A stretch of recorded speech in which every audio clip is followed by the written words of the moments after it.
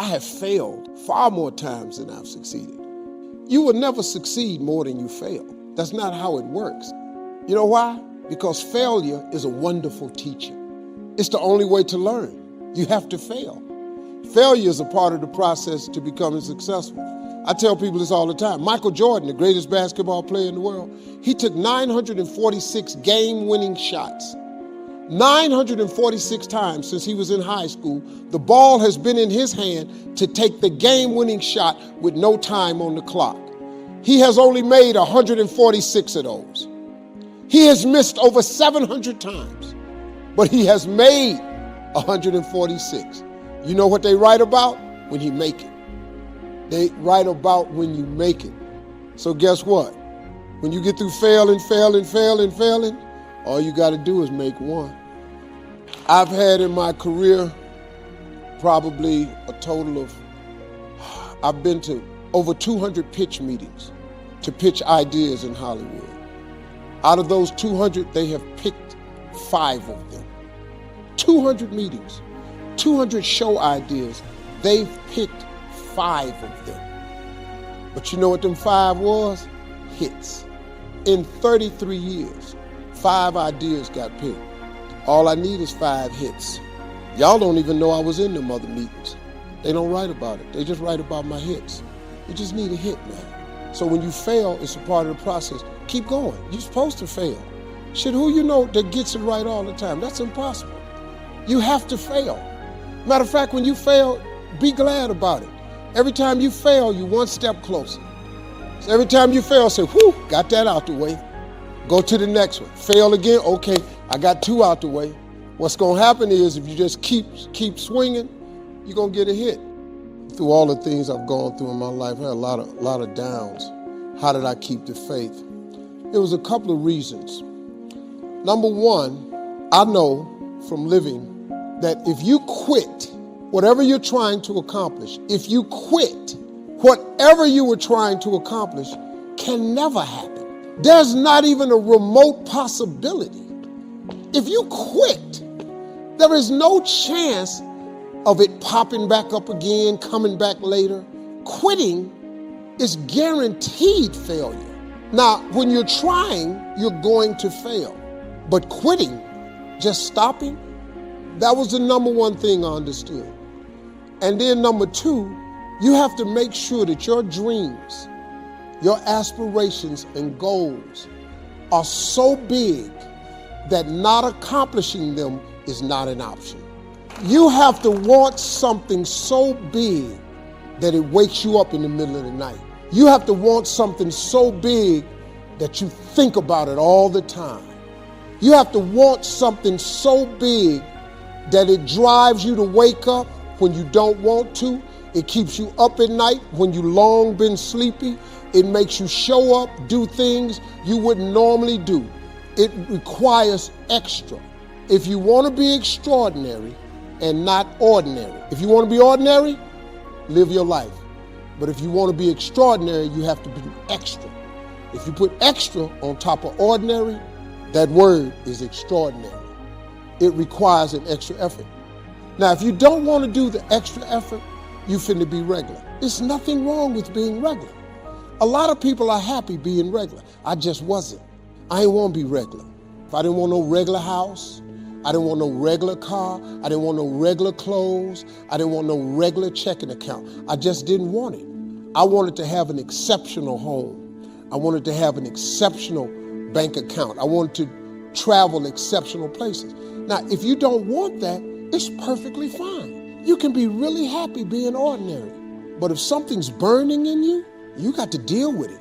If you don't deal with it, you're going to be disappointed, man. See, being regular, there's nothing wrong with it. Discipline determines your destiny, not your desire. You've heard me say this how many times on the show? Okay, here we go again, Steve. I got it. Faith without works is dead. But let me tell you something. To be a hard worker, you got to be disciplined. That's one of the hardest lessons I'm trying to get through to my sons. That an undisciplined man is headed to a life of just, I can't even tell you, man. You're gonna throw yourself down a cliff if you're not a young man or a man that possesses discipline. because they got something for undisciplined people. They got some street laws for undisciplined people, and they got some federal laws and state laws for undisciplined people. So that's why them signs is outside on the freeway. We're gonna let you go fast, but 70 is the limit.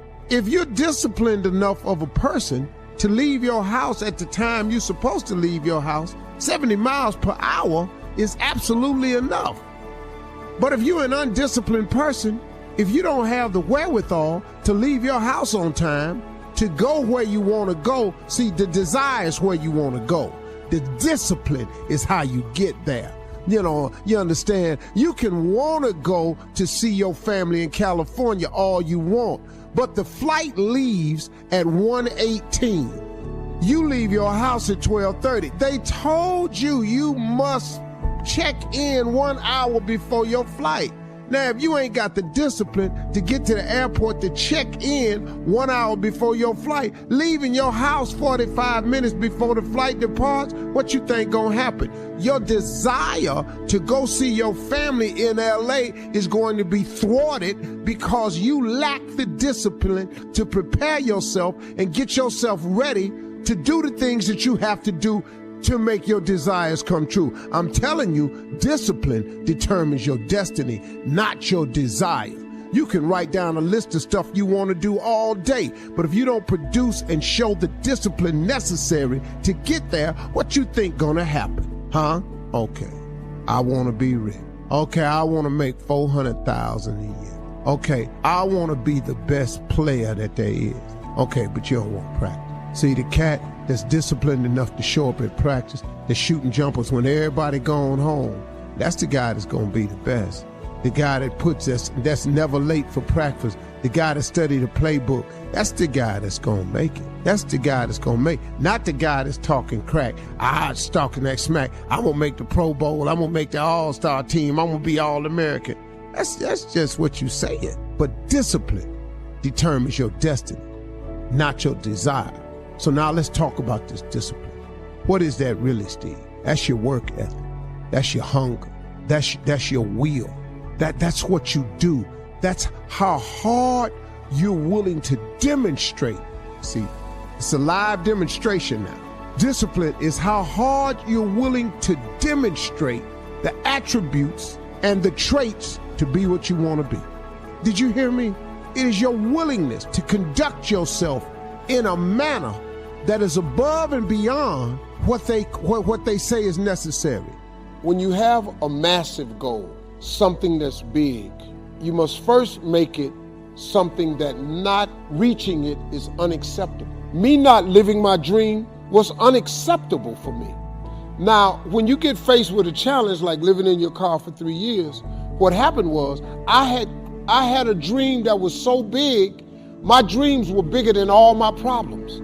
If your dreams aren't really big enough and your problems are bigger than your dreams, then your problems will be bigger than your dreams. But if your dreams are so big, I had no problem that I was not willing to endure to get to my dream. Now, the key, you said it though, was step by step. Remember this saying, inch by inch, anything's a cinch. Inch by inch. See, so you got to set incremental goals along the way.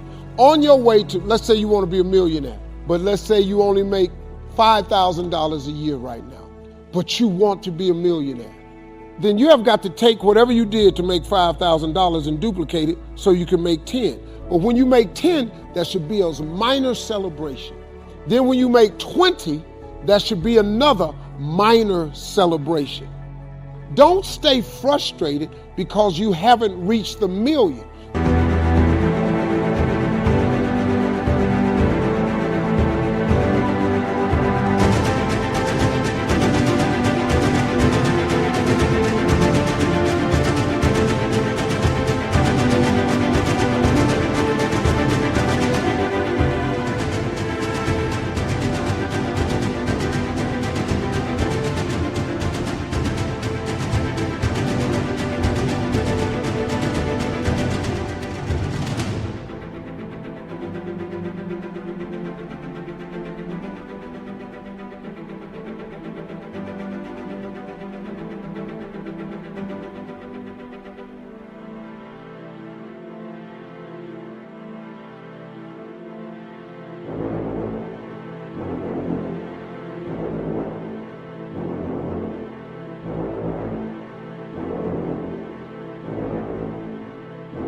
It'll take a long time to make $1 million. But let's just say you're making $250,000. There's another celebration you should have. So you have to enjoy the journey, because the journey is not going to change.